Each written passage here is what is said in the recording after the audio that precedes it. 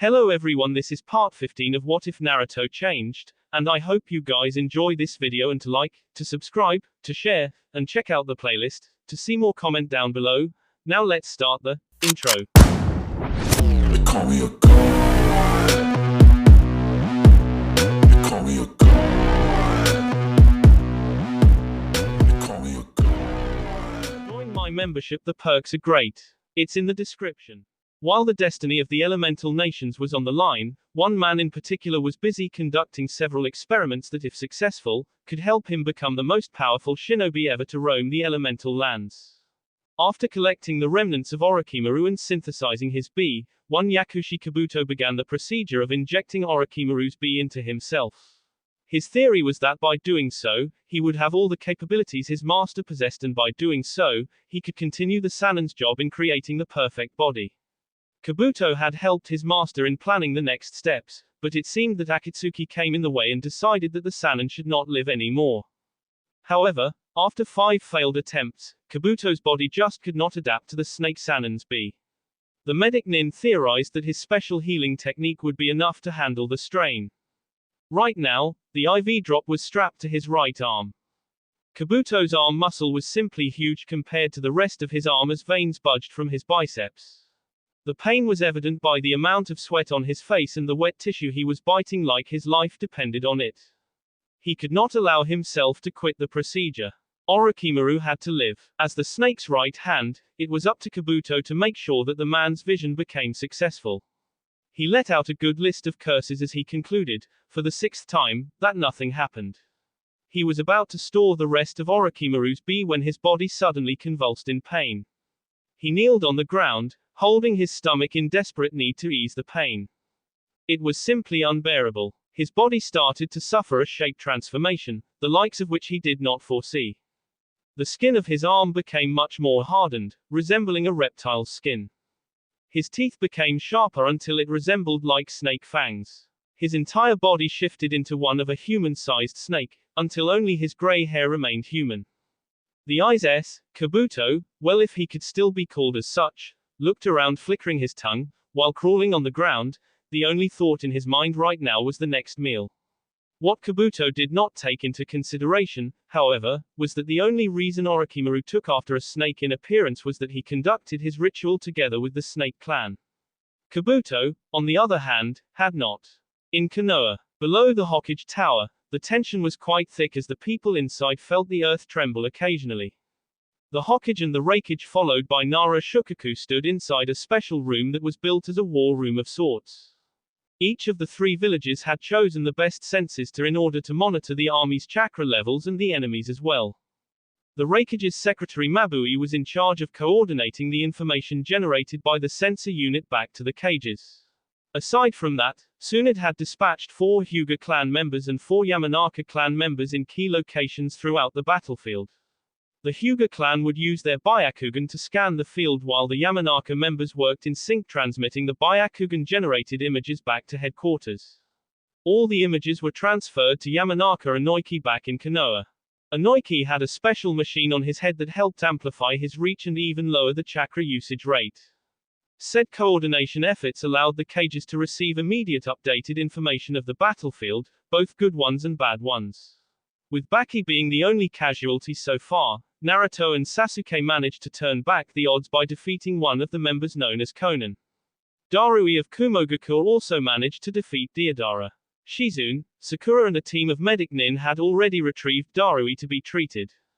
Tsunade had seen Konan through one of the images and instantly remembered the little blue-haired girl she and her team found after fighting Hanzo of the Salamander. Tsunade just could not help but wonder if Jiraiya had the right idea by helping those kids back then. From the information gathered thus far, it seemed that the worst fights were against the leader of the organization, Pain. The Raikage was quite shocked to see the Rinnegan in not 1 but 6 foes.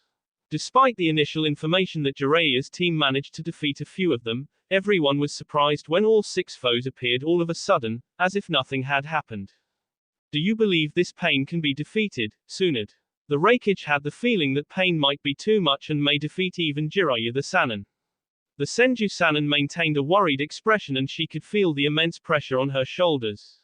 She did believe that the enemy would be defeated, but she feared that Pain would take one casualty with him to the afterlife, and that could mean either one of the three that was currently fighting the Rinnegan. However, I have every faith that Jiraiya will see it through. He also has capable ones helping him. Naruto is not only the Kyuubi Jinchuriki, but he also is an A-ranked shinobi. Uchiha Sasuke has the Mangenkyu Sharingan.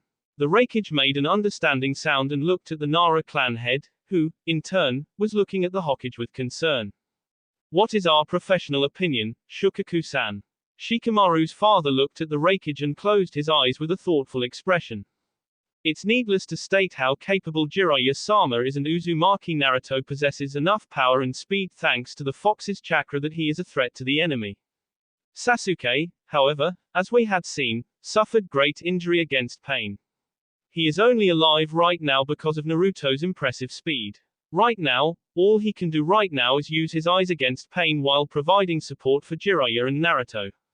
The two Kages nodded at the assessment, as they waited for the next batch of information coming from the battlefield. Gaara and Kakashi. Kakashi and Gaara stood facing S-ranked member and mercenary Kakuzu from Takagakure. When the battle started, the enemy appeared to be overwhelmed when facing both an elite Junin and cage-level shinobi and Jinchuriki. At first it appeared that his only expertise was in earth techniques. Even if he used high-level and highly menacing techniques, it was still only earth-release techniques, and he was facing a lightning user in Kakashi and a wind and sand user in Gaara. When he released his robe and showed the black substance that seemingly appeared from within his body, the fight had escalated. Kakuzu inclined his body forward, and from his back, 4 creatures made of the same black substance appeared lined up. All of them had masks. All of a sudden, instead of 2 against 1, Kakuzu now had turned the tables, adding 4 enemies against only Kakashi and Gaara. What do you think, Kakashi? The elite Junin had his Sharingan active while looking at the mysterious foes in front of him. I don't know yet, we will have to discover their abilities while treading carefully. I am afraid that we cannot fight him using the same tactics as before.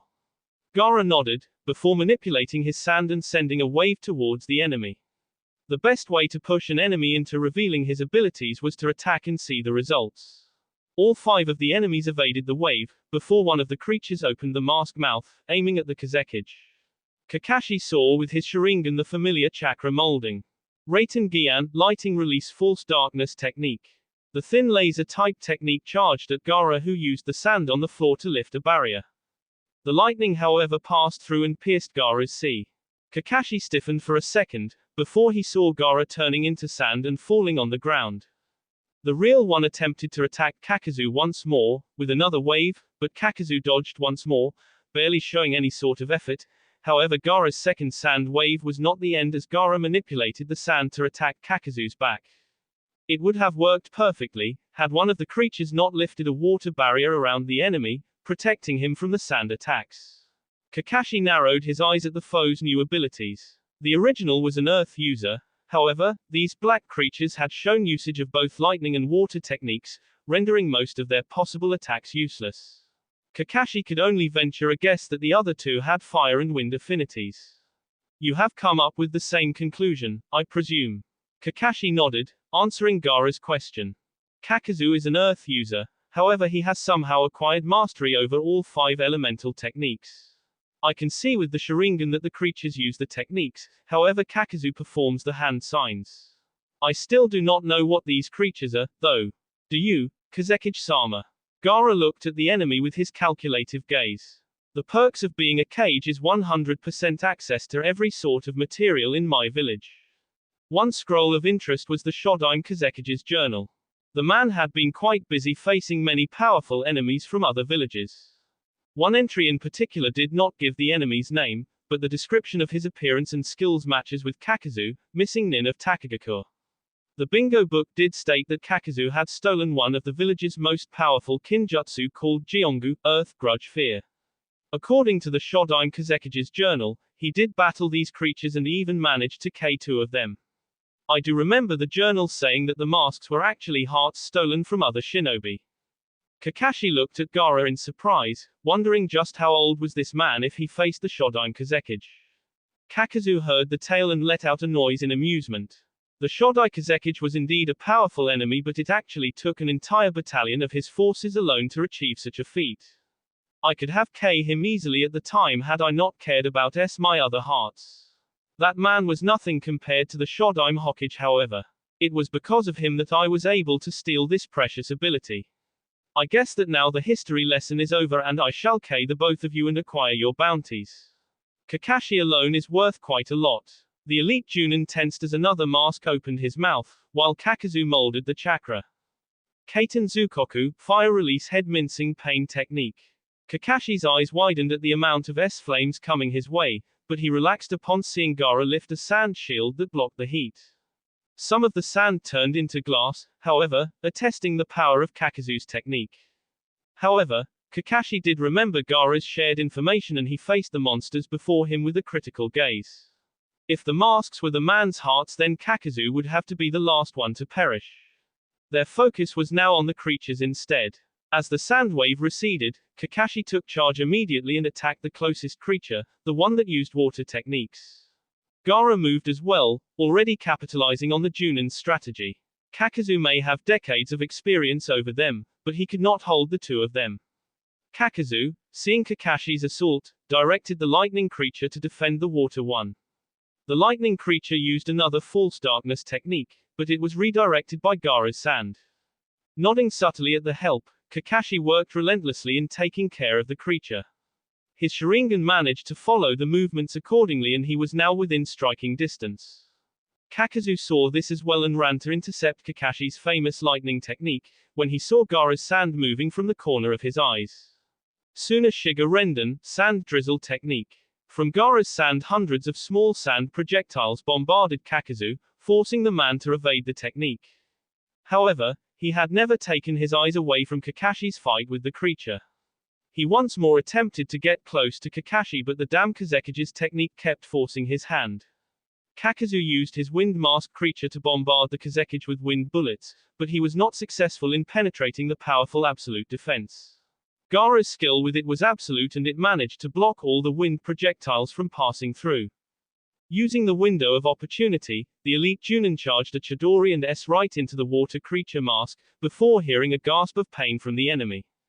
Kakazu held his sea tightly in pain. It has been a long time since he lost one of his hearts and he vowed to take Sharingan no Kakashi's heart before getting his bounty. Kakazu had more experience than simply presuming the enemy would wait for him to recuperate. Gaara unleashed a fast stream of sand. Kakazu jumped away from the technique and once more unleashed powerful wind projectiles. The sand blocked it all, but Kakazu kept using it anyway. When the fire mask creature stood next to the wind mask one, Gaara knew he was in deep trouble. Both masks opened their mouths and unleashed a powerful wind-fire collaboration technique. Gaara's sand barely withstood the fire technique. He would not be able to withstand this one. The Kazekage was already making contingency plans in his head, before Kakashi appeared and formed a single-hand seal. Suten Suijin Heki, water release. Water barrier technique. The water barrier managed to reduce the heat somewhat, but just could not stop it entirely. He had to jump away, but at least he managed to buy Gaara enough time to do the same. While in the air, the Kazekage managed to manipulate his sand to bind the lightning-masked creature. However, before he could finish with the sand burial technique, Kakazu s the sand away with his earth-enhanced fist. Kakazu then went straight towards Kakashi, who looked at him in surprise at the unknown speed in which Kakazu moved. Kakazu aimed another earth-enhanced fist straight at Kakashi, who could do nothing but place both arms in its path. The elite Junin felt the punch almost break his bones as he flew towards a thick tree. Kakazu was not done, however. He unleashed another barrage of wind projectiles aiming to transform Kakashi's body into a sponge. Gaara managed to lift a sand barrier to stop the projectiles and another sand wave to secure Kakashi from hitting the tree. I appreciate it, Kazekage-sama. Gaara nodded. We still must kill him 4 times, Kakashi. Jump. Both jumped right as a lightning beam exploded on the previous position. Kakazu was already waiting for Kakashi's next position and used his Gyeongu to capture and throw him on the ground. He was about to pierce Kakashi's sea to extract the heart when Gaara shoved him away with his sand. Not fazed by the near-death experience, Kakashi focused chakra on his feet and charged at the lightning mask with 2 electrified kunai. He threw the first one, which was evaded by the creature. However, Kakashi had accounted its next position through the Sharingan and the mask with enough speed and precision that reminded himself of the Anbu days. Gaara was facing Kakazu when once more the man grabbed his C, after losing his second heart. You two has pushed me this far, my congratulations. Kakazu said in between grunts of pain. I will kill you both and take away your hearts for my collection. Kakazu got up just as the masks of fire and wind entered the hole on Kakazu's back. The enemy went through a transformation as more black threads emerged from his body, just as Kakashi landed next to Gaara. It took a couple of seconds, before both masks appeared above Kakazu's shoulders. You two have managed a feat not even the Shodaime Kazekage was able to, and for that you can be proud of. However, none of you will escape here alive. Of that I assure you. Gaara and Kakashi were surprised when the same black threads emerged from the ground and trapped them in place. Both Kakashi and Gaara saw the masks of fire and wind opening their mouths together, which signified only one thing. At this distance, the collaboration jutsu will kill them no doubt. The heat of the technique brightened up the entire clearing, enveloping both Gaara and Kakashi as Kakazu yelled out the deaths in triumph. With Guy and Kiribi, as soon as Kisame molded the necessary chakra, he gathered an enormous amount of water inside his lungs and released in one go. Both Guy and Kiribi were trapped inside a large dome of water. Kisame was in front of them with a predatory smirk on his face as he knew that not only would they not be able to use their skills as efficiently, but also their mobility was severely reduced. Kisame, however, had no such limitation as he began his transformation. Guy and Kiribi watched the scene as the sword entered beneath Kisame's sleeve, before merging with its wielder. This new enemy was more shark than human being, at least it was more so now than usual. You should have capitalized on the advantage when you had the chance. Now you're both in my territory and I'm just getting started. Both Guy and Kiribi looked at the shark menace with anticipation. Until now, they had managed to keep the tail-less Jinchuriki at bay, escaping from his Sutan ninjutsu and chakra-sucking sword. However, right now, they were inside the enemy's territory. They both tensed when Kisame swam with speeds that baffled both allied shinobi. He attacked Guy first and the taijutsu managed to block, but Kisame kept on attacking both of them relentlessly. By the end of it all, both shinobi had many bruises and scratches. It became clear that they could not do a thing against Kisame in the state they were in. Kiribi could see, however, an even bigger problem. Guy was showing signs of drowning. Instantly activating his second form, he grabbed Guy's arm and dragged him away from the bubble, hoping to take him away. I can't see the boundary, so much water. B. The water bubble is in motion and that half-fish Guy is at the center. Pay attention. He is faster underwater than we are. In addition, he is half-fish so he probably breathes through gills. Just running away is gonna get us K. Kiribi realized that Kisame was after him more than Guy. Capturing the Jinchuriki was in fact Akatsuki's goal after all. If what the Hachibi said was true, then if Kisame chased him, then Guy would get out of the bubble. With that thought, Kiribi left Guy floating and swam away, hoping that Kisame would take the bait and go after him instead. Kisame, however, smirked and went after Guy, who was already unconscious. Kiribi cursed himself and focused more chakra to get there faster. The fish face anticipated it and waited for Kiribi to arrive with spikes coming out of his body. He grabbed the Hachibi Jinchuriki. Kiribi went back to the first transformation, but he released a few octopus tentacles and trapped Kisame. Gotcha. No way will you keep taking my chakra. Fool ya fool. Kiribi shouted as he forced Kisame away from Guy. You are indeed worthy of being called the perfect Jinchuriki. To be able to change just one part of yourself into your tailed beast is impressive. Kisame said, just as the water bubble kept moving until Guy managed to escape out of it, falling on the ground unconscious. Seeing as he managed to save Guy, Kiribi now attempted to strike Kisame using his sword. However, he just stopped short as the air inside his lungs ended. He just stood there floating without so much as a single movement as Kisame looked at his prey with a predatory smirk. He would just take his time contemplating how much fun his water technique was and how he was the best in Akatsuki to capture the Jinchuriki alive. While that was going on, Kiribi was busy wondering his strategy. Perhaps I could use the lariat. Don't, He's ready for everything you can throw at him now. Your best option is to run. Kirby nodded and focused on a single hand seal, before concentrating on gathering ink. He released it all in one go and the water became dark. However, despite the smokescreen, Kisum was able to reach Kirby and land a series of blows that knocked Kirby unconscious. The sword had drained his chakra completely. The Hachibi's chakra was gone as well. Kisum released the bubble before staring at the unconscious Jinchuriki on the floor. He then released the transformation with a smirk on his face as he was about to complete his task after all. He soon walked toward the Jinchuriki hoping to chop off his legs so that Kirby could not escape from his grasp. However, before he made one more step, he was sent flying courtesy of Guy. Kisum looked at him and saw that the man's skin was almost black and an yellow energy surrounded him. Guy pressured and continued the attack, landing powerful blows at the enemy and even one that sent the sword flying. Try as he might, Kisum just could not defend himself against someone who released 6 of the chakra gates. The man had simply lost count of the number of ribs broken by Guy's attacks. Guy swung his leg and sent Kisum flying. The fish face was almost unconscious seeing as he was separated from his sword. Guy then fell into position with both his hands extended and his fingers entwined. The concentrated energy of the open chakra gates followed by the air pressure by Guy's taijutsu move impacted Kisum with enough force that many bones were shattered inside Kisum's body. Guy's third most powerful taijutsu move called Harudora, Daytime Tiger. The last swordsman of the mist was S before even reaching the ground. In addition, his skin was completely covered with bruises from Guy's attack. The taijutsu beast released the gates and checked the enemy to verify his death. Afterward, he went back to check on Kirby only to sweat drop as Samehada was there rubbing its body on Kisum as its life depended on it and it looked like the Hachibi Jinchuriki was quite enjoying the show of love, much to the Hachibi's dismay at its host's antics. Guy just took a seat near one of the trees for a while, just as the medic Nin team showed up to check on them and collect Kisum's body. Jiraiya's team. Naruto, Jiraiya and Sasuke stood there looking at the 6 paths of pain. So far, their only achievement was discovering their abilities.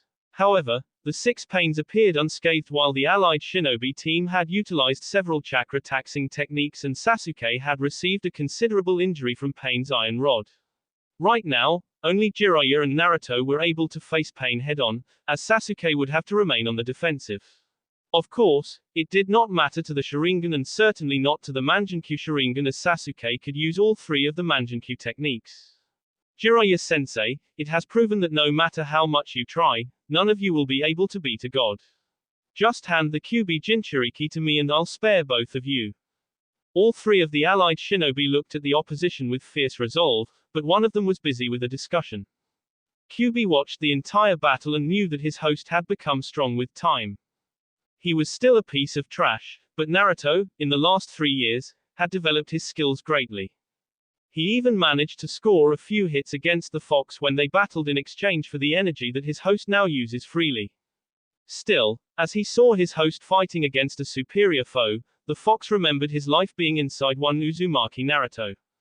It all started with that fateful fight that he had against the boy's parents that led to the darkness that was the boy's prison. No doubt, it had a lot of anger as he had just gotten out of the last host and gained his freedom. It was not until the boy was 2 years old that the fox figured that he would bid his time for when the seal was loosened. All the while, the fox could do nothing but witness the treatment Naruto had because of what happened. The words, demon, and menace, reached the fox's ears through Naruto's all throughout the boy's childhood. The fox could not help but remember the words that people used in the past. Kyuubi, this transient form is nothing more than a nodule. You are only a piece of yourself. You are just an ignorant unstable power, those who shall guide you are the Uchiha. You are simply servants of those with visual prowess, Uchiha Madara said before molding the chakra through his eyes, yelling for Kyuubi to obey. Kyuubi, your power is too great.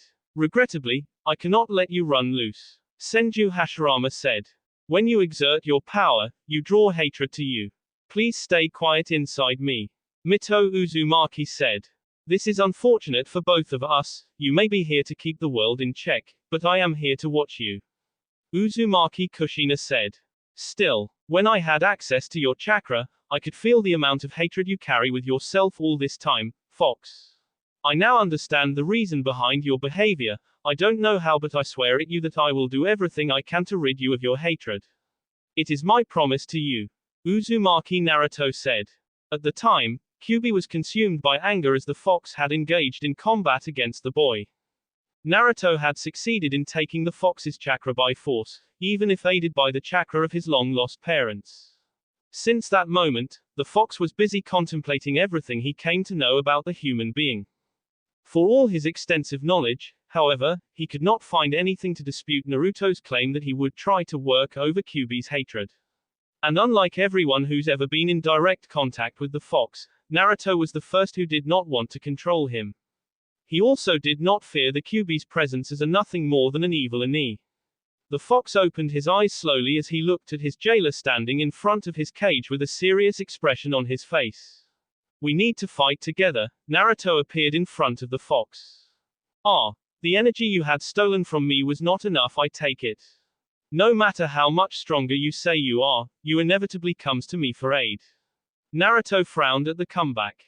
You're right, Kyuubi. The fox's eyes opened in surprise at the statement.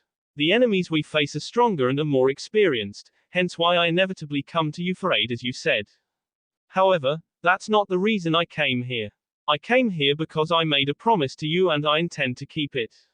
Our chakra is already synchronized, however I feel as if there is one thing missing for both of us to merge completely. Naruto said as he passed his hand through the metal bars that separated the prisoner from the jailer. The fox looked at Naruto for a while, before snickering in presumed temptation. If you were to open the cage, you'd set me free. What guarantee do you have that I won't simply attack you like I did before? Naruto, unlike Kyuubi expected, did not waver. Oh, I don't have any, it's just my faith that you'd wish to work together just as I do. The kid had a smile on his face and the fox could not help but smirk as well. In case you do attack me, though, I would just to whoop your into shape once more. The fox smirked even more at the non-offensive comment. Somehow, the fox was not surprised to think about a nice retort to Naruto's comment. Strangely so, in such a good nature, that the fox felt at ease. If we're going to work together, I can't have you calling me by that stupid name anymore. Naruto looked at the fox surprised as the fox's giant fist appeared in front of him. The Chunin bumped fists with a smile on his face, before feeling something that made him happy inside. Both Naruto and the fox smiled deeply at one another at the new bond they formed. My name is Kurama. Naruto nodded, before turning his back to the fox as the lock that held the cage together started to open. When the lock opened entirely, Naruto barged the cage open as he and Kurama looked at the horizon with excitement quite evident. Let's go then, Kurama, Naruto shouted before a bundle of energy emerged from the water, enveloping Naruto entirely. On the outside, as soon as Naruto opened his eyes, his golden cloak was activated, but much to everyone's surprise, the design was different as instead of his normal clothes, a golden trench coat appeared followed by a fishnet shirt in the middle. In terms of power, however, the difference was calculated in exponential progression. Sasuke had to cover his eyes from such energy, as the Sharingan was active. The 6 paths of pain all looked at the Kyuubi Jinchuriki in surprise, before coming to the realization. So, you finally managed to merge with your Beiyu. This complicates things, Naruto nodded with a smile on his face as he faced the opposition. Jiraiya, Sasuke, please conserve your energy. We can deal with them. Both Sannin and Sharingan user looked at Naruto and first wondered if he had lost his mind. However, Sasuke was terribly injured and Jiraiya's chakra capacity right now just was too low to give it another go against the enemy. The Sannin struggled with himself as he could see the huge difference in power that Naruto possessed now. He could not let the kid face pain alone. Please sensei, we have to go all out here to beat this guy so that we can move on to the others. You can count on us. The fact that Naruto was using the plural eluded Jiraiya and Sasuke. The latter, in specific, was livid at the Dobe for suggesting such a thing, but even he could not argue about the sudden spike in power. You better win this, Dobe. Naruto nodded, before Sasuke placed some distance from the fight. Jiraiya too looked uncertain but complied. If Naruto needed him, he would be close to provide assistance. You wanted us, so you'll have it. Naruto screamed before joining hands and molding the energy. Instantly, 6 golden arms appeared from his back and landed a fierce punch on all 6 of them. Neither of the paths managed to avoid it, since all 6 pair of eyes ended up facing the same direction. Naruto didn't let up and used 4 of the arms to mold wind chakra. Futen Choin Raisin Shuriken, wind release. Twin spiraling shuriken technique. Jiraiya and Sasuke had trouble keeping up with the fight, before they saw 2 of Naruto's technique at the same time, unlike before when he managed only 1 at a time. The 6 Pain saw the 2 projectiles coming at them fast, before the Petra path got in front and initiated the absorbing process. Unlike before, however, it was not as easy as the techniques carried a lot of energy. Taking advantage of the second target being occupied, Naruto vanished in a golden light and appeared right in front of the absorbing ninjutsu Pain, before swinging his bow staff right at the body's head. The power behind the swing was so great that the enemy was into pieces. The 5 other Pains looked at the attack in surprise, still in denial about the Jinchuriki's power. Naruto wasn't done, however, vanishing once more in a golden flash. He appeared right in front of his first target. The Naraka path. As soon as he appeared in front of the Naraka path, Naruto charged a large Rasengan as tall as Naruto himself, before it at the enemy, also destroying it. With these 2 gone, Pain could no longer absorb ninjutsu, nor could he reform, meaning that right now all that Naruto needed was to KO the other 4. As soon as he stepped on the floor, all the animals that were summoned before bombarded him with attacks, but the Chunin could not care less about them, escaping with his superior speed and targeting the bee instead. He appeared in front of the animal path, but had to evade the Deva path's gravitational attack coming his way. Asura path started the attack, sending missiles after Naruto, who went through hand seals. Suten Suijin Heki, water release. Water wall technique. The missiles met a pillar of water rising from Naruto's position, blocking the attack. Naruto followed the water technique with another water technique, sending a tidal wave after the other paths. The summoned animals got in the way, however. The force of the wave, now amplified by Kurama's chakra, took them away. Naruto looked at the reduced opposition with calculative gaze as he considered his next course of action. He now had the advantage, but Pain could not be underestimated. Not to mention that our merge is not perfect. You probably have 5 more minutes in this form. Naruto nodded at the info and vanished, this time appearing in front of the Asura path. Futen Sarezu no Tatsumaki, wind release. Tornado technique. The mechanical body was reduced to ruins as Naruto's tornado lifted it off the ground. Looking at the other 2 enemies, Naruto summoned a Kage Bunshin to take care of the animal path while he attacked the Deva path. Without the beasts to provide assistance, the animal path was easily taken care of by a regular Rasengan. The Deva path, now being the last one, looked at the path of destruction in front of him caused by the Kyuubi Jinchuriki. The only way he could think of that would capture the Jinchuriki was a technique he had never thought of resorting to. However, seeing as the Deva path was the only body left, he did not have a choice. Joining hands in a prey-like fashion, the Deva path formed a small black ball with a lot of chakra. Rumor had it that this technique was used by Rikudo Sennin to create the moon and trap the Juubi's body inside of it. Chibaku Tensei, planetary devastation. The black ball flew up to the sky, stopping 100 meters from the ground. The seemingly small black ball attracted everything on the ground. Rocks, plants, trees, everything was ripped from the ground. Naruto felt the gravitational force pulling him up and was about to escape, when the transformation stopped.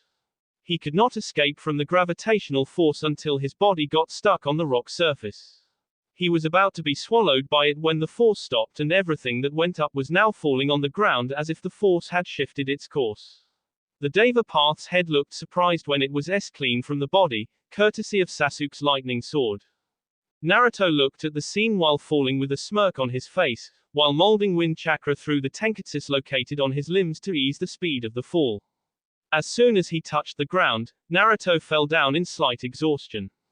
During the fight, both his chakra and the fox's were used. Naturally, his own capacity only paled in comparison to Kurama's. He needed some rest before moving forward. Jiraiya appeared next to him with a smirk. You did not think we'd allow you to face him alone, now did you? Naruto smirked before turning when Sasuke appeared. On top of a falcon it appeared. Once more I had to save you, Dobe. This time, Naruto rolled his eyes, as Sasuke just had to say that. Still, they were victorious. You two stay here and rest. Sasuke, can you point me in the direction you felt the chakra residue? Sasuke nodded and pointed it. All of them could see 2 hills by following Sasuke's directions. Jiraiya and Nagato. The Sannin quickly climbed the hill where he knew that he would find the one responsible for this entire mess. Along the way, he tried to rack his mind trying to anticipate how the conversation would go. Step by step, his eyes landed on something in the horizon. It surely was not human in shape and it worried him greatly. As he got closer, however, he could see a person he recognized. Nagato was there seating in an oddly shaped machine with metal rods strapped to his back. Jiraiya frowned as he saw the state of his student. From appearances alone, Nagato was suffering from extreme malnourishment and the Sannin could see more bones and ribs than skin. His old student had really did quite a number on himself. Are you here to jay me as well, Jiraiya-sensei? When a student becomes the enemy, the master must be the one to jay him, is it not? Jiraiya did not have to be a genius to feel great animosity hidden in Nagato's words. I don't have an answer for you, Nagato, yet. Your actions were indeed criminal, as Kami knows how many had perished that did not deserve. How many have fallen victim to whatever desire you had. The El Sannin controlled his breathing as he could feel himself losing his control. It was the first time one of his students became a criminal. He understood his sensei now.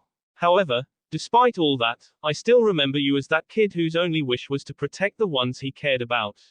For now, I wish to know what happened to you that turned that little boy into the criminal responsible for assembling the most powerful criminal organization in the elemental nations. Nagato didn't even blink as he looked at his sensei for a while. You wish to know what happened to me after you left us? Jiraiya nodded. How different the outcome would be. You will no doubt K me afterward. The L frowned but complied. Call me curious and even naive, but for some reason, I still see the little boy inside of you. And like I said before, I still don't have an answer for you about that. Once more, student and master eyed each other, before Nagato relented. Very well, I shall tell you everything. In my life, there were 2 cataclysmic events that helped shape the man I became, sensei. One of them, which you are already aware, had given me the Rinnegan and the Sage's powers. The other was the time I had to K Yahiko.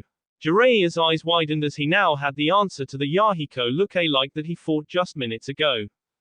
Nagato first talked about the real creation of Akatsuki, which was formed by himself, Yahiko and Konan. Their first intent was to protect the land of Rain and its citizens from Danzu and his shinobi.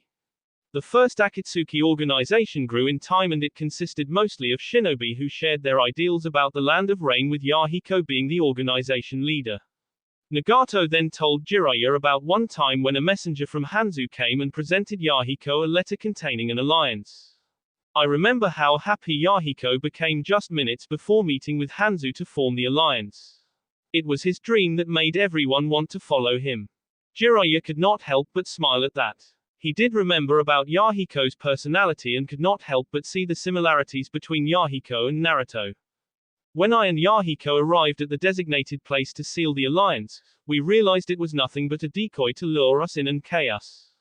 Hanzo and his troops were there as well as Shimura Danzu. Jiraiya instantly saw the rest of the story playing in front of him upon Nagato mentioning Danzu's name. He had no knowledge of what happened in Am, nor did his sensei. It appeared that Danzu had utilized his root program at the time to influence the world. Hanzo had used Konan as bait and threw a kunai close to our feet. He threatened to K Konan unless I K Yahiko. I took the kunai, but I just could not go through with it. All I ever wanted was to protect them and I have failed. I hesitated, but Yahiko just threw himself at me. The kunai went through and I saw nothing but red afterward. I K Hanzo and his troops. Danzu, however, took his team and left before I could deal with him. Jiraiya could not help but look downtrodden at the story. A logical point of view would state that everything he heard was untrue. He had heard lies before used to cover something up. However, Nagato had no reason to lie, not when his life now was at a whim. Jiraiya could sense Nagato's low chakra levels. The Rinnegan's threat was eliminated the minute Yahiko's body was destroyed. Danzu always preached about Hiruzen being weak for not taking action against the enemies. From what he learned from Nagato, it was precisely Danzu's actions that created the worst criminal organization to roam these lands. Now that you have satisfied your curiosity, what will you do? The Sannin had his eyes closed in deep contemplation when Nagato asked him. Jiraiya looked up and once more locked eyes with Nagato. He already had the answer to his conundrum. Without saying anything, Jiraiya began a long series of hand seals, while molding a seal formula on his hand. Jiraiya vanished in thin air and appeared right in front of Nagato as he placed the seal formula on Nagato's head. The seal spread from Jiraiya's hand to Nagato's head and body, earning shouts of scream from the Rinnegan user. A white energy surrounded Nagato before it transformed into smoke. The procedure went on and on until Nagato's eyes had lost its usual dark color. He started trembling, while at the same time wondering what it that Jiraiya had done to him was. It didn't take 2 seconds however for him to realize it. My chakra, Jiraiya nodded in all seriousness expression. While I did not have the will to pay you for your sins, even though you deserve it my student, I do need to stop you from accomplishing what you're after. The Uzumakis had crafted a rather ingenious Fuinjutsu seal to apply to their worst criminals. The seal must be placed on the brain and will force all of your chakra out of your body before transforming it into smoke. Azushiogaku was quite brutal on their criminals, though. Brutal but efficient nevertheless. You must be wondering about your Rinnegan, I assume.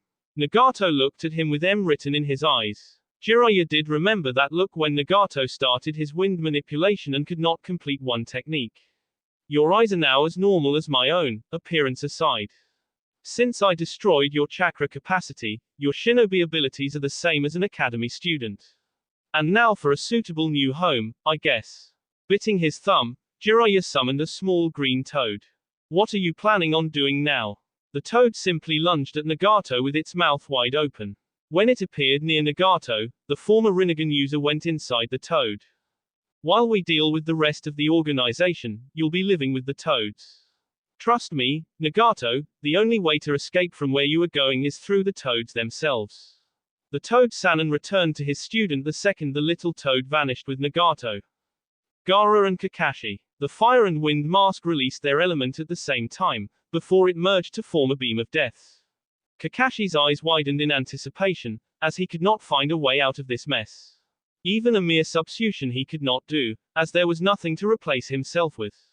Kakazu smirked in satisfaction, as he would K the famous Hitaki Kakashi and the Godime Kazekage.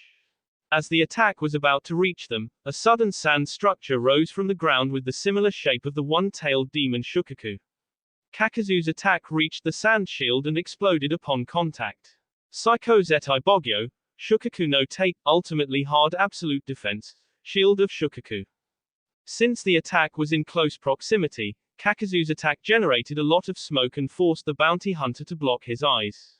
When Kakazu opened his eyes, he saw the sand creature standing in front of him, blocking his view from the enemies. However, he didn't have the time to ponder on said technique as a lightning-infused fist emerged from his fist, thus Kakazu the third time. Suffering yet another loss, Kakazu looked at Kakashi's Sharingan eyes looking at him. Despite the pain, Kakazu attempted to understand what happened. He was about to K both of them with his most powerful elemental technique. Both of them were immobilized from head to toe. What did happen? Kakazu asked between gasps of pain. Kakashi narrowed his eyes just as the sand creature disappeared, showing Gaara also without the earlier restraints. You presumed that my sand manipulation could not function without me using my hands. However, ever since my fateful fight against your ally Deodara, I have trained to improve my level of control. What you saw just now was the personification of the one-tailed demon Shukaku. I managed to absorb the strongest minerals from the soil and incorporate it in my sand. The shield that blocked your technique was made of such improved sand. As to why neither of us are restrained is because my sand the tendrils while you released your technique. Now I believe this fight has gone on long enough. Gaara said as sand started from Kakazu's feet up to his legs and torso. Kakashi backed off immediately as the sand enveloped Kakazu's entire body. The bounty hunter tried to move, but for some reason, he could not. Little did he know that the technique in particular carried a binding seal along with it just to make sure that Gaara could finish it without interruptions.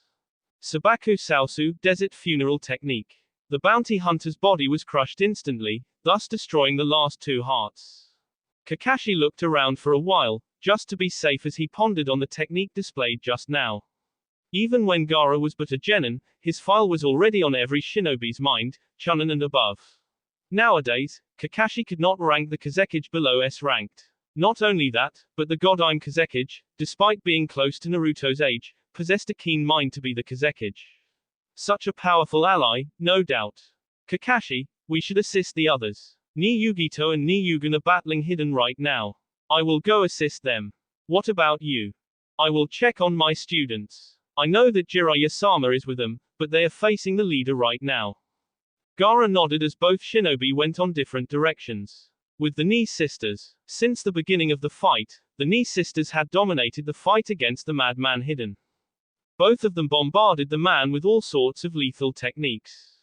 Ni Yugen would throw lava release techniques one after another at the man and pretty much in all of the techniques.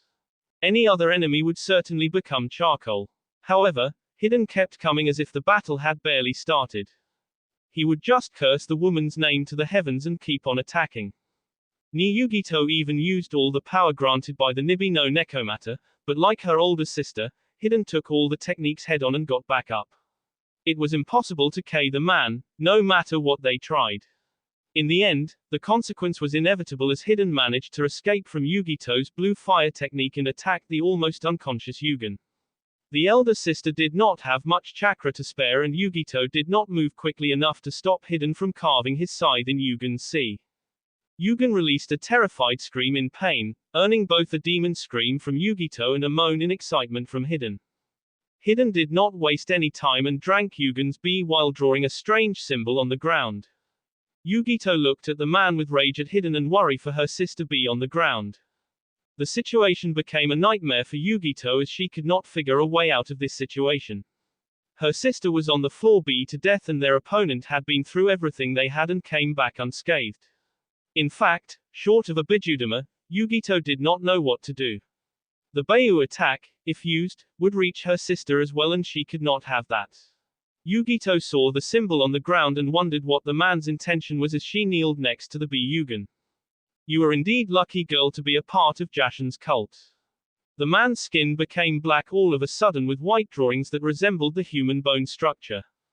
The Ni sisters both tensed as the man took from within his sleeve a black and sharpened rod. Hidden lifted the weapon releasing a screechy-like laughter in joy at what was about to happen.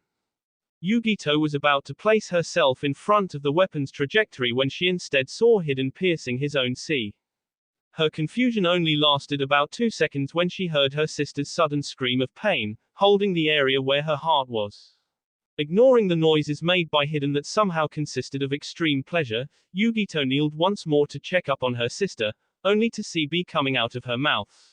She was surprised to feel that Yugen's chakra was fading and looked at her in alarm. The look in the woman's eyes was familiar as Yugito saw it many times upon witnessing one of her peers' deaths. She became frightened immediately and screamed frantically, not permitting herself to believe the truth. Onizen, what happened? Please talk to me. The elder sister could feel her life force leaving her body. Yugi-chan, she struggled to form her last words. I believe, this is the end for me. She could see her little sister's tears falling freely now and cursed herself for seeing it again. The last time she saw it was when she came back from an A-rank mission. Yugito's boyfriend was one of the shinobi under Yugen's squadron and Iwa missing Nin-kei him. Upon breaking the news to her little sister, the Nibi Jinchuriki had cried for days and Yugen felt every bit of guilt towards not being able to protect her future brother-in-law. Now, Yugen, despite being on the verge of felt guilt once more upon not being able to protect her from harm. Her heart ached not because of the enemy's attack, but rather the fact that she was once more the reason why her sister was crying. Please don't cry little sister, just seeing you cry hurts more than anything. Yugito could not stop it however as she closed her eyes fiercely shaking her head trying to deny everything. You can't do this Onizen. Her yelling was enhanced by the demonic chakra passing through her coils right now, but Yugen smiled and caressed her little sister's face before wiping the tears from her eyes. Promise me something, promise me that you will escape, run away Yugito, you cannot beat him, no one can. Yugen said before her eyes closed slowly. Hiden watched the scene with a wicked smile as his skin went back to normal. Seeing that Yugito was just kneeling next to her sister in apparent shock, he grabbed his three-blade scythe and swung it, hoping to have himself another this time a Jinchuriki. Certainly, his Lord Jashin will be pleased. When the scythe was inches from Yugito's face, time appeared to stop as the Jinchuriki realized she was being attacked. Her face showed from the metal's reflection. The woman then closed her eyes, knowing that she would join her sister soon. She heard a strange noise but wondered why she felt no pain. Opening her eyes, she was surprised to see sand blocking Hiden's scythe. From behind Hiden, Gaara appeared on top of a sand structure with his arm extended. "Are you alright, Yugito-san?" Gaara saw that the sister Yugen was on the ground unconscious. He could not feel her chakra and he could see that Yugito had tears in her eyes. He did not need an answer to her question. Turning to the enemy, Gaara manipulated his sand and sent a great number of sand bullets at Hiden, before seeing all of them hit the man, sending him flying. He then approached Yugito to see if she needed assistance. "That won't kill him, nothing we did was enough. He just kept coming like nothing happened. And people called us monsters." Gaara looked at her from the corner of his eyes before Hiden appeared once more. "That hurt like hell, eh? You shall become a juicy S for Jashin as well." Gaara looked at the man for a while, as he processed the information he had on the enemy. According to Yugito, none of their physical attacks worked against him, and Gaara knew exactly how fearsome Yugen's lava release techniques were. In addition, Yugito used the Nibi's power, and that still was not enough. If the man were indeed immortal, then none of his straightforward techniques would work in their favor. A thought came to Gaara as he observed the man intently. He could be in fact immortal. However, he wondered if he could regrow limbs from scratch. Better yet, if Gaara were to pulverize the man, would he come back? Gaara's thoughts had to stop as Hiden grew tired of waiting and attacked the Kazekage fiercely with his scythe. Gaara flinched as he realized that Hiden got too close for comfort. His attacks were fast and powerful, forcing Gaara to manipulate his sand accordingly throughout the attacks. Throughout the face-off, however, if one could look closely, Gaara slowly directed some of the grains of sand to gather behind Hiden. The battle of attrition kept on going for a good 2 minutes, before Gaara backed off and manipulated the gathered sand to grab Hiden's limbs. The Jashin worshipper looked back in surprise as he saw where the sand came from. The sand slowly crawled to the rest of his body, restricting his movements. The scythe was on the ground as Hiden looked at the Kazekage with eyes that promised be. Gaara focused a lot of chakra in both strengthening the sand in order to keep an S-ranked shinobi at bay and covering Hiden's entire body, until only his face remained. "You can't jay me, you bastard. Nothing you can do is enough to take away Lord Jashin's protection. Let us see how you come back if your entire body is reduced to dust." Hiden looked at him in confusion, before Gaara closed his extended hand. Sabaku Sausu, Desert Funeral Technique. Yugito looked in awe as the man's body was crushed because of the sand, sprawled everywhere while Gaara waited in deep anticipation. After 5 minutes of waiting, however, it seemed that Hiden was not immortal. Gaara went to Yugito to check if she was okay when he heard the voice once more. Son of AB. Gaara turned incredulously, before he looked on the ground to see where the voice came from. Hiden was there, well at least his head was. Gaara released the air he was holding as he kept staring at the man cursing Gaara's entire family tree. Gaara simply gathered a ball of sand around his head and closed it just as the medic nin team arrived to attend to Yugito and collect Yugen's body. Gaara could see that Yugito's eyes lacked the necessary focus while a Kumo medic nin carried her back to Konohagakure for treatment. He supposed it was high time he returned to the village and checked on his sensei's fight. Little did he know, however, that the fight had already ended and Baki had not survived. Team 7 vs. Toby. Naruto and Sasuke saw Jiraiya go after the real Pain's location. The man did not return, which worried Naruto. Neither of them knew if the 6 paths were the enemy's only ability, and Jiraiya could very well be facing him alone right now. Sasuke, in the meantime, while being attended by a medic nin, looked at the Jinchuriki's back with a scowl. When he had faced Naruto in battle, the Jinchuriki was using the fox's power, but it was nothing compared to what he witnessed just now. The Uchiha had never seen a person moving so fast before. His Sharingan worked hard in order to trace the chakra residue, but the blonde was already gone when Sasuke managed to spot his location. Not to mention the power of his ninjutsu, who was simply off the charts. Naruto, despite how much Sasuke refused to admit, had become very powerful.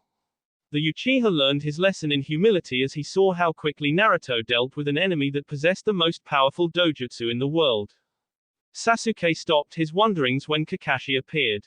Naruto, Sasuke, are you two okay? Naruto nodded with a smile on his face. Yeah, we managed to take care of our two enemies. Ero-sensei is right now talking with the leader, who was hidden on top of those hills up there the entire time. He had 6B under his control to handle the fights, and each of them had the dojutsu of the Rikudo Sennin. We managed to KO all 6 of them, and now Jiraiya is there dealing with the real one. Kakashi listened to Naruto's brief report and was surprised at the mention of the Rinnegan. Just a quick observation, however, showed him enough to corroborate Naruto's story. The landscape was quite simply indescribable, and Sasuke was injured on the ground, while a medic nin was busy fixing what looked like a very considerable wound. I guess I'll get to hear more from Jiraiya-sama when he returns. I'm glad you're both okay. Both teens nodded, and Naruto was about to comment, when a new voice emerged from nowhere. Not for long. Naruto and Kakashi stood at attention immediately before the air shimmered a few meters from their position. When the swirl stopped, Toby emerged with his arms crossed. The man inside the mask could not have anticipated that his entire organization would crumble in just one day. When the day started, everyone in Akatsuki, except him of course, marched straight towards Konoha in order to capture the Kyuubi Jinchuriki. Confident that the extraction would be clean and quick, Toby chose not to get involved and instead focus on the plans for when it was time to take Nagato's eyes from him and use the power granted by the Gedo Mizu. When he came to inspect the aftermath of Pain's wrath against Konoha, Toby was surprised to see all of the members of Akatsuki with him, and Zetsu as the only exceptions. Plus, he just could not know where Nagato was, and that infuriated him, because he needed the Rinnegan for his plans to work. You again. Toby had turned to Naruto.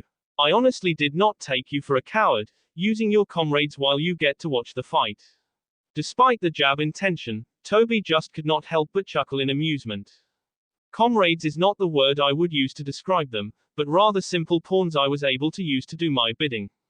All 3 Konoha nin snarled at the comment, especially Sasuke since the man was talking about his brother. Together they managed to capture the majority of the tailed beasts. Now I shall step in and take you by force, Kyuubi Jinchuriki. Toby threatened, before he focused his ocular technique on Naruto, who flinched immediately. The same technique that Uchiha Madara used on me, damn those Uchiha. Inside his mindscape, Naruto's personification looked at the fox surprised. What is going on, Kurama? The fox, however, narrowed his eyes and snarled at feeling this situation once more. Normally, the technique would ensnare it, but this time, it was different. Naruto, let me take over and talk to this mongrel. Naruto looked at the fox and nodded with a smile. In the outside world, Sasuke and Kakashi looked at Naruto, worried that the enemy has gotten hold on the Kyuubi somehow. They all looked shocked when Naruto started laughing. What surprised them was not that fact alone, but that Naruto's voice was different, much more different. When his head lifted, everyone could see the red eyes and sharpened teeth. Pathetic ninja, you may have succeeded in using that technique against me in the past. As my chakra and Naruto's merged, you can't hope to capture both of us in the same illusion. Toby's only visible eye narrowed upon hearing the fox's voice rather than the Jinchuriki's. My host was right, you're indeed nothing but a coward and should thus far meet a coward's death. Kurama said, before switching places with Naruto once more. Naruto, unlike his fight with Pain, did not use the fox's chakra as Kyuubi was busy collecting more energy to perform the bond once more. That did not mean, however, that he was helpless without it. Sasuke, are you fit to battle? Sasuke nodded as he stood next to Naruto and Kakashi. Naruto started the battle going through a good number of hand seals, before gathering air inside his lungs for a compressed projectile.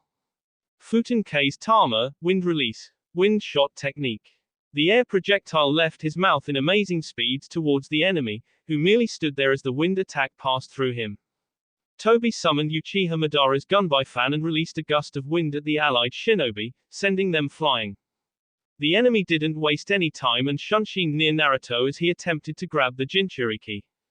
His hand passed through Naruto however as Kakashi appeared with a Raikiri aimed at his heart.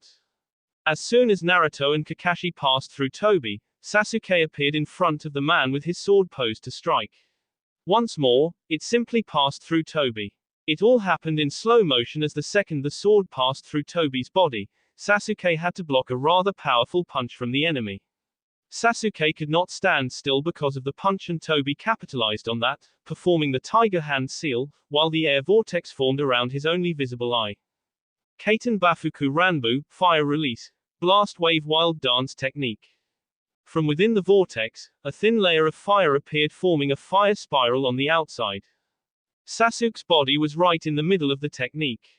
Using his Sharingan, however, Sasuke could pinpoint exactly where the technique was more vulnerable and used to escape. After landing on the ground, Sasuke threw a couple of Raikiri Senbon at Toby. Once more, however, the lightning Senbon passed through the enemy. Sasuke narrowed his eyes and morphed his normal Sharingan eye into the Mangenkyu Sharingan. Toby noticed and stood in preparation. Naruto appeared from behind him with his bow staff, but Toby was prepared and used his evasion technique. Sasuke, however, managed to see it in slow motion. His evolved eyes could see just what was happening. He moved 1 second before the bow staff began to leave Toby's body and charged his sword into lightning. Toby looked at the Uchiha in surprise, barely able to dodge the attack. Kakashi managed to observe as well with his own Sharingan. His students were making progress in forcing the enemy's hand. Utilizing the same strategy, Naruto and Sasuke attacked once more in deep synchronization as if they were teammates their entire lives. The procedure would repeat itself and Toby realized he needed to attack instead. Once more using his vortex, he released 4 windmill shuriken, 2 at Naruto and 2 at Sasuke. Sasuke dodged it easily thanks to the Sharingan, but Naruto had to use his bow staff to block it. He focused a large queni of wind chakra to make a stand. All of them were shocked, however, when Toby released a wood projectile from within his sleeve and threw it at Naruto. Mokuton Sashiki no Jutsu, wood release, Sea Springs technique. The shock of seeing Mokuton techniques was short-lived as Naruto was strongly advised by Kurama not to let the wood projectile hit, unless he wanted roots to grow from within and K him. Allowing himself a second or two of Kurama's suggested mental image and another wondering just how Kurama knew about this specific technique, the Jinchuriki proceeded to spin his bow staff rapidly while molding wind chakra. In less than 1 second, a dome of wind surrounded Naruto. Futenbue Engai, wind release, protective dome technique. Sasuke took the opportunity and used the ability granted by the Mangenkyu Sharingan.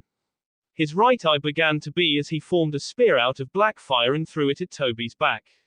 Enter Amaterasu no Yari, blaze release, spear of the sun goddess.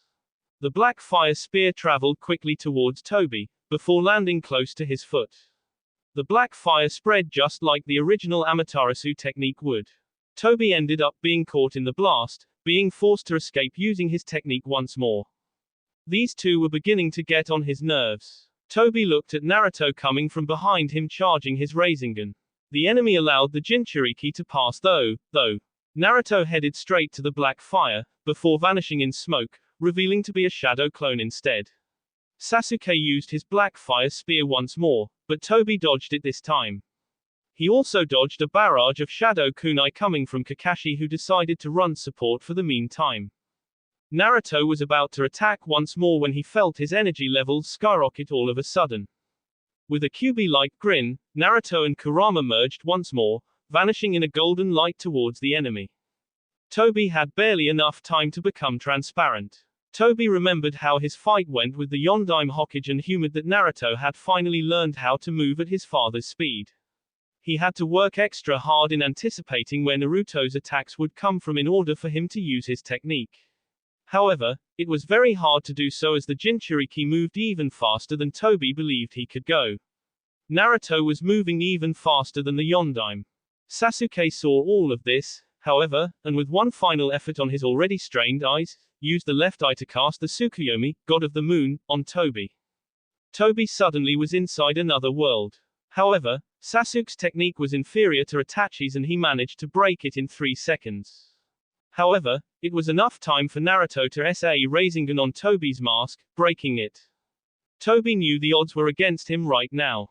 Those two were just too good to be simply teenagers. He needed to even up the odds. Kakashi was closer to him and his chakra levels were severely low, probably because of his fight with another member.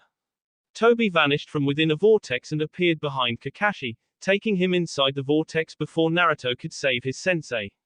Sasuke, however, just stood there, as his eyes became a dull gray from the curse of the Mangenkyo Sharingan. Toby vs. Kakashi. Once inside Toby's dimension, the leader of the organization managed to even the odds. To believe that Sasuke's Mangenkyo Sharingan could pose that much of a threat, it was surreal. Not to mention the damn Kyuubi Jinchuriki and his newfound speed. Hatake Kakashi also posed an equal threat, but now he was alone and Toby would dispose of the man quite quickly. After dealing with him and then those annoying pests, Toby will take where he left off and continue the Moon Eye plan. Hatake Kakashi, everyone has found some way to ruin my plans greatly and I cannot have that. You shall be the first. The Scarecrow Junin looked at the enemy with only his Sharingan eye. The fight so far has proven that the enemy was not untouchable, proof of Sasuke's use of Amaterasu and Naruto's Rasengan. However, throughout the entire fight, Kakashi had received strange but outright familiar signs coming from the foe in front of him. Naruto and Sasuke bombarded him with ninjutsu and projectiles. Almost all of the attacks passed through the man as if he wasn't there in the first place. It was Kakashi's gained insight on his own Sharingan eyes that allowed him to deduce how the enemy's technique worked. The possibility of said statement caused his legs to quiver slightly. His brain worked a mile a second, trying to come up with anything to prove that he was wrong. This just could not be happening right now.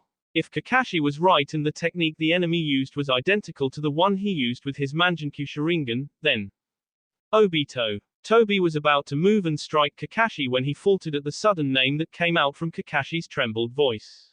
They stood still for a couple of minutes, before Toby saw fit to take off the already broken mask courtesy of Naruto's Rasengan. As soon as he did so, the now revealed Obito heard Kakashi's surprised gasp. It was one thing to suspect the Idini. It was another to really see his long-lost friend in front of him, alive. For someone pegged as a genius Kakashi, you sure took your time to figure it out. Why? It was actually the only conceivable word that Kakashi could muster at this point as the shock of the revelation was still there. The one that Kakashi was 100% certain that would not lift a finger in the wrong direction, had actually become the mastermind behind all of Akatsuki's actions. For all intents of comparison, it would be the same as stating that Naruto was the leader of the organization. Obito, for his part, narrowed his eyebrows at the simple yet right to the point question. You ask me, why, but I'm afraid you have to be more specific. Why did I do all this? Why did I become the very enemy I swore to beat when we were kids? There are many possible questions, Kakashi, but I guess I can humor you a bit. I guess the best way to explain everything would be to start from the beginning, when I saw you Rin. The sudden amount of K-intent left Kakashi speechless as the scene that gave him nightmares throughout most of his shinobi career. Another mission that went wrong with his team. Kirigako had captured Rin and managed to seal the Sanbi in her. They attempted to brainwash her into attacking Konoha. At the time, Kiri's Anbu unit tried chasing after her, forcing her to go to Konoha and release the demon. Kakashi charged his Reikiri and attacked one of the enemies, only for Rin to jump in front of his attack at the last minute. Obito told him his story up to their meeting, including meeting the real Uchiha Madara and the Moon Eye's plan. Kakashi just stood there not caring if he was paying attention to the rest of Obito's story. Two of his worst nightmares were everything he could think about. The images of both his teammates the image of shock in Rin and the resigned smile in Obito. His knees couldn't stop shaking and his shoulders felt like they were carrying 1,000 pounds.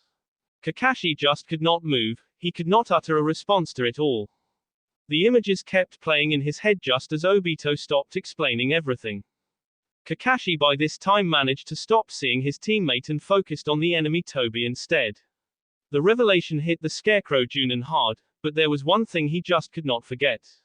The man before him was targeting his own student and sensei's legacy. That thought alone gave him pause and allowed Kakashi to think more clearly.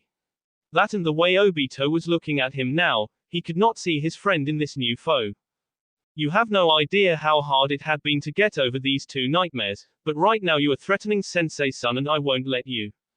Kakashi said before charging his Reikiri once more.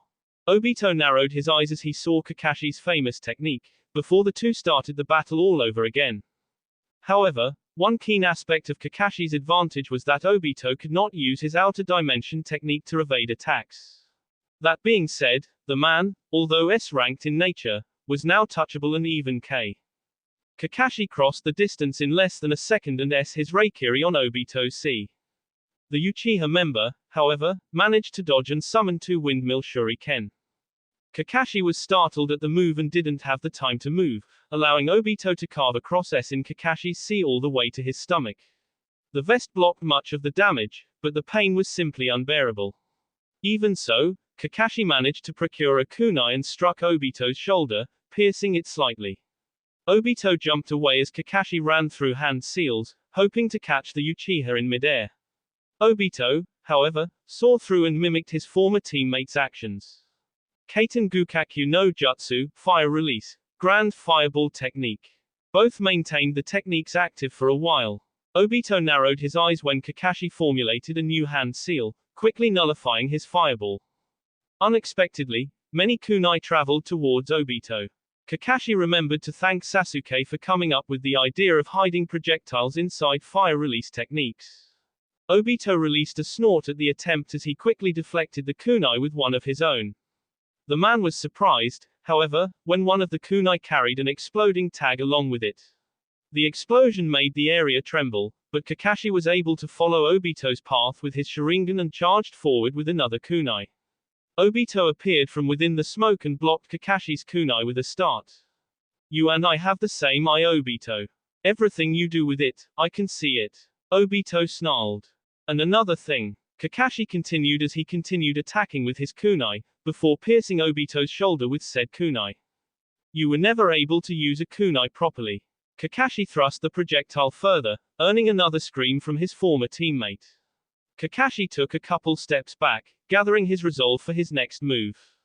Kakashi grabbed a scroll from his vest and bit his thumb for some B. Quickly opening the scroll and passing the B thumb throughout the paper, Kakashi then focused on a single hand seal, positioning the scroll in between his joint fingers. A few hand seals sequences later and he placed the scroll on the floor as the kanji formed around and then vanished elsewhere.